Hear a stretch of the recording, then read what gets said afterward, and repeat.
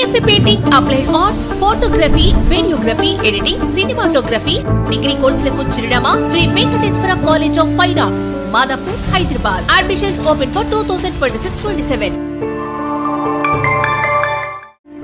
దేశవ్యాప్తంగా అతిపెద్ద సామాజిక వర్గాల్లో ఒకటైన బ్రాహ్మణుల సమస్యలు పరిష్కారాలతో పాటు హక్కులు సాధించుకునే దిశగా రాష్ట్రాల్లో చాప కింద నీరులా విస్తరిస్తున్న ఆల్ ఇండియా బ్రాహ్మణ ఫెడరేషన్ జాతీయ స్థాయి కార్యక్రమాలకు శ్రీకారం చుట్టబోతోంది.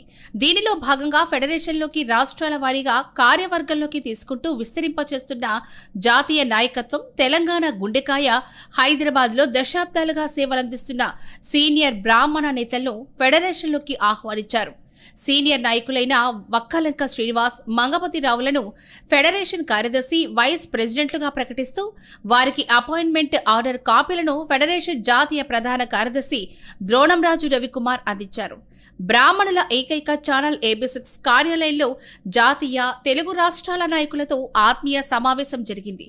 బ్రాహ్మణుల సమస్యలు, పరిష్కార మార్గాలు, రాబోయే రోజుల్లో చేయాల్సిన విధి విధానాలపై కులంకషంగా చర్చలతో పాటు సలహాలు, సూచనలను పరస్పరం పంచుకున్నారు. ఈ సందర్భంగా AB6 న్యూస్ అధినేత విష్ణుదాస్ శ్రీకాంత్ జాతీయ రాష్ట్రాల నేతలను సగౌరవంగా సత్కరించి వారి సేవలను కొనియాడారు.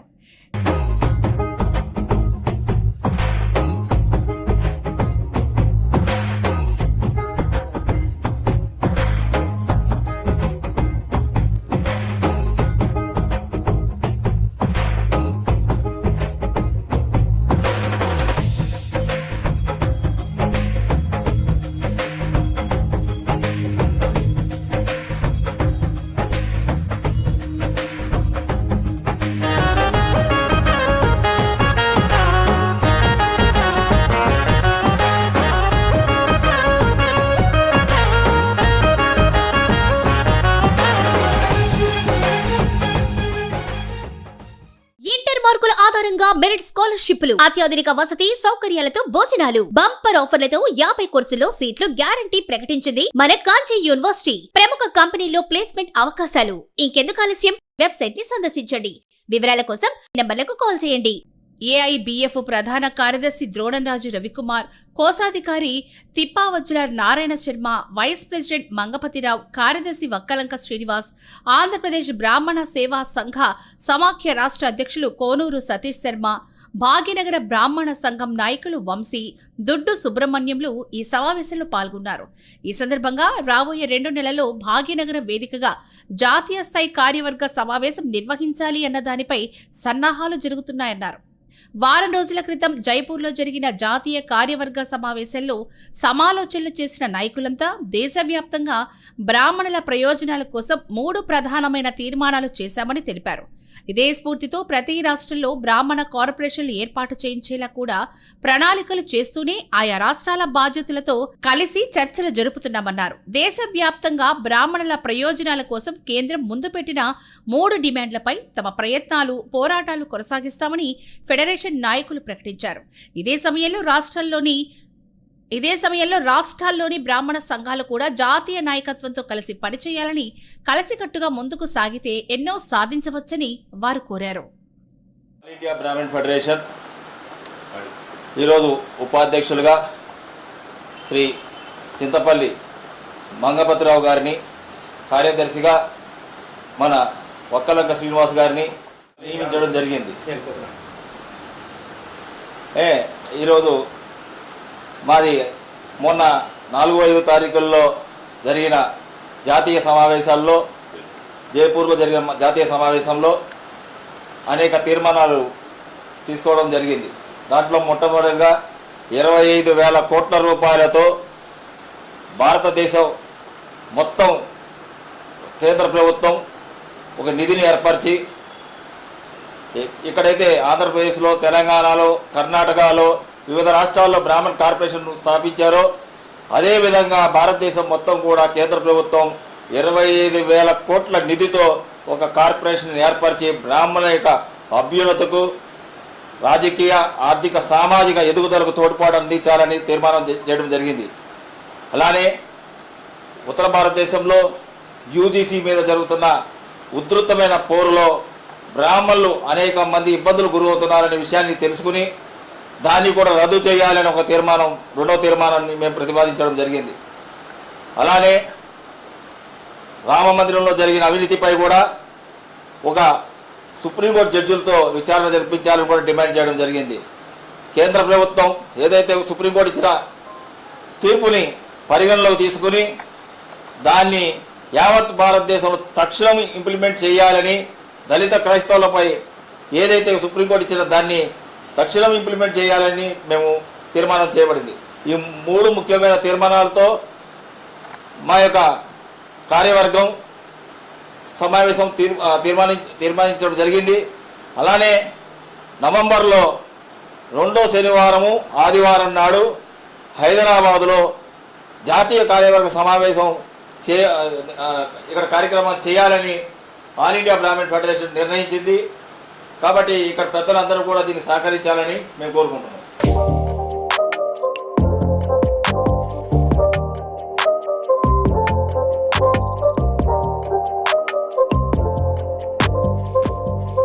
తారీఖులలో జైపూర్లో జరిగిన సమావేశంలో మా ఎస్డి శర్మ గారు, ఆల్ ఇండియా నేషనల్ ప్రెసిడెంట్ గారి అధ్యక్షతన జరిగిన సమావేశంలో పలు తీర్మానాలు చేయడం జరిగింది. వాటిని గురించి మా సెక్రటరీ జనరల్ ద్రోణంరాజు రవికుమార్ గారు వివరించారు.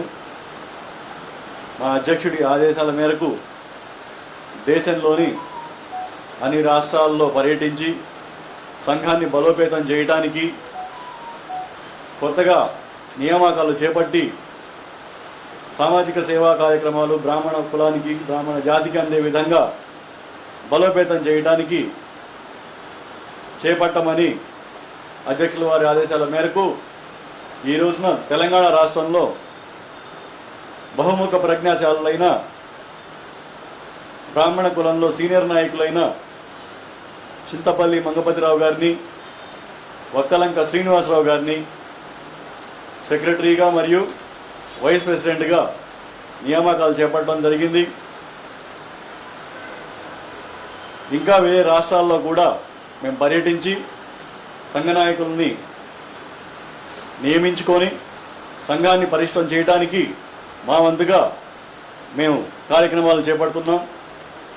బ్రాహ్మణ జాతి సంక్షేమానికి, బ్రాహ్మణ జాతి అభివృద్ధికి మేము నిరంతరం కృషి చేస్తామని, కొత్తగా ఏర్పడిన తెలంగాణ రాష్ట్ర నాయకత్వానికి మా సంపూర్ణ సహాయ సహకారాలు అందిస్తామని, డెవలప్మెంట్ అయ్యే విధంగా వాళ్ళు చేసే పలు కార్యక్రమాలకి దోహదపడే విధంగా అండగా నిలబడతామని తెలియజేస్తున్నాను.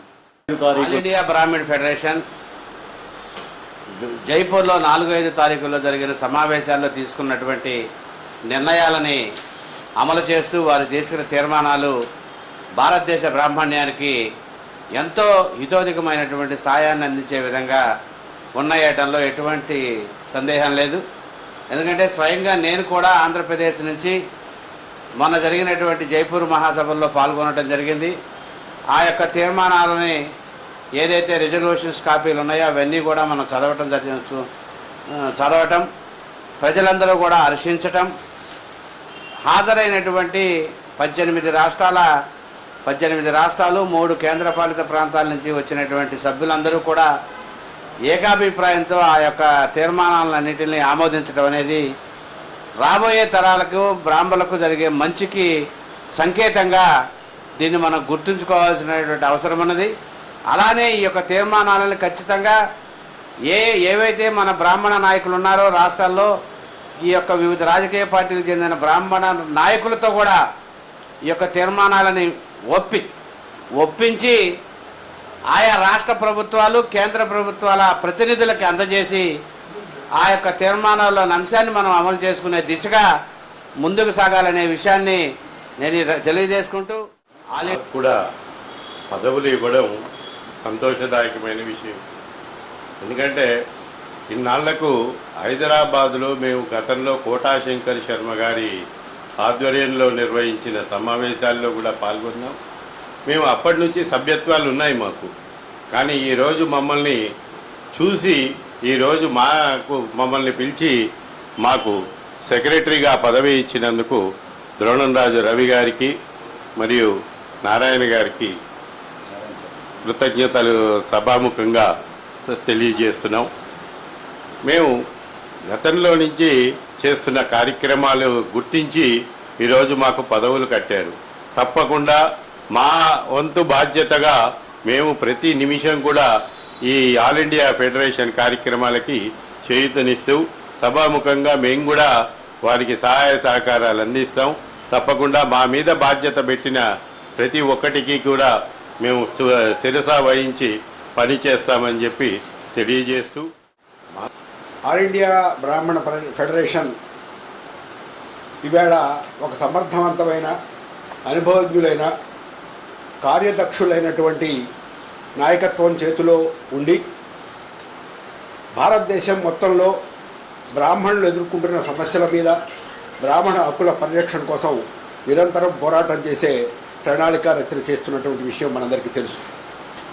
ఆ నేపథ్యంలో గతంలో ఇటీవల జరిగినటువంటి ఆల్ ఇండియా సమావేశాల తర్వాత ప్రతి రాష్ట్రంలోనూ బలోపేతం చేయాలనేటువంటి ఉద్దేశంతో బ్రాహ్మణ హక్కుల పరిరక్షణకి ప్రతి రాష్ట్రంలోనూ ఈ బ్రాహ్మణ్యం పట్ల ఒక అవగాహన, కార్యదక్షత ఉన్నటువంటి కొంతమందిని ఈ కార్యవర్గంలోకి తీసుకున్నామనేటువంటి అభిప్రాయంతో ఇవాళ దోడలరాజు సెక్రటరీ జనరల్ దోడలరాజు రవికుమార్ గారు, అట్లాగే మన శర్మ గారు, తర్వాత వంశీ గారు, వీరందరూ కూడా ఈ రాష్ట్రంలో బ్రాహ్మణులకు ఉజ్వల భవిష్యత్తు కల్పించాలని, ఒక క్రియాశీల నాయకత్వాన్ని ఏర్పాటు చేయాలని, ఏ బ్రాహ్మణుడు కూడా తల వంచుకొని ఉండకుండా ఆత్మగౌరవంతో ఉండాలనేటువంటి ఒక ప్రణాళికతో కార్యాచరణ చేస్తూ ఉన్నారు.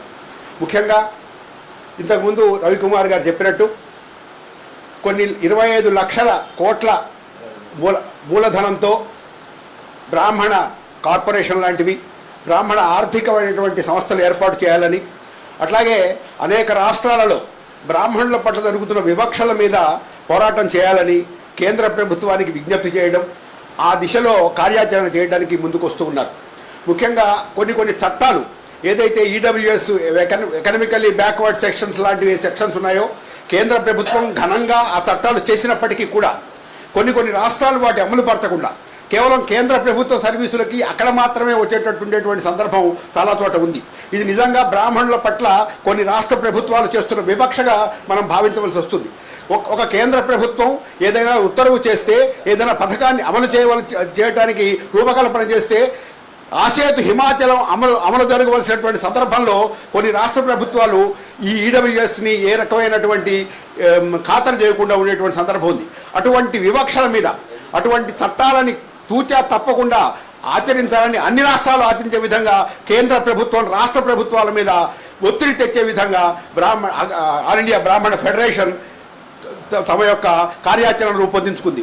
ముందు రోజుల్లో అన్ని రాష్ట్రాల్లో కూడా పెద్ద బ్రాహ్మణ మహాసభలు జరిగి బ్రాహ్మణులకు నిజంగా ఈ సమాజంలో ఈ బడ్జెట్లలో రావాల్సిన వాటా కోసం పూర్తి ప్రయత్నం జరుగుతుందని, తప్పకుండా ఈ విషయంలో మనం కార్యసాధకులమై నిలబడతామని, మనం అనుకున్నటువంటి అన్ని కార్యక్రమాలు నెరవేరుతాయని, ఈ దేశంలో త్యాగధరుడైన బ్రాహ్మణులకి ఈ స్వాతంత్రానికి ముందు తర్వాత బ్రాహ్మణులు చేసినటువంటి త్యాగాలతోటే ఇవాళ సనాతన ధర్మ పరిరక్షణకు కానీ దేనికైనా బ్రాహ్మణుడు చేసిన కృషికి నిజమైన గుర్తింపు వస్తుందని భావిస్తూ తప్పకుండా ఈ కార్యాచరణ అంతా ముందుకు పోతుందని, మనందరం విజయం సాధిస్తామని తెలియజేసుకుంటూ ఇవాళ నన్ను శ్రీ వక్కలంక శ్రీనివాస్ గారిని ఈ కార్యక్రమంలో వీరందరితో కలిసి పనిచేసే అవకాశం ఇచ్చినందుకు వారికి కృతజ్ఞతలు తెలియజేస్తున్నాను. నమస్కారం.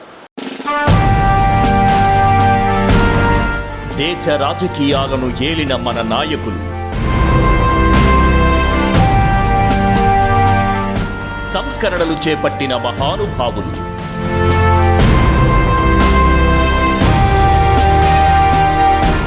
ఆర్థిక పరిస్థితులను అంచనా వేసిన అపర చాణక్యులు,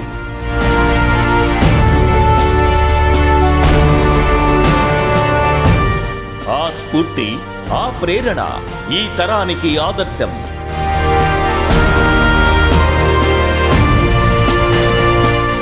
సమస్యలపై పోరాటం చేస్తూ దూసుకుపోతున్న ప్రతినిధులు, అన్ని వర్గాల వారితో మమేకమవుతున్న మన వాళ్ళు, ప్రజా ప్రతినిధులుగా ఎదుగుతూ రోల్ మోడల్గా నిలుస్తున్న యువనేతలు. మన లీడర్ మీ AB6 న్యూస్లో ప్రత్యేకం.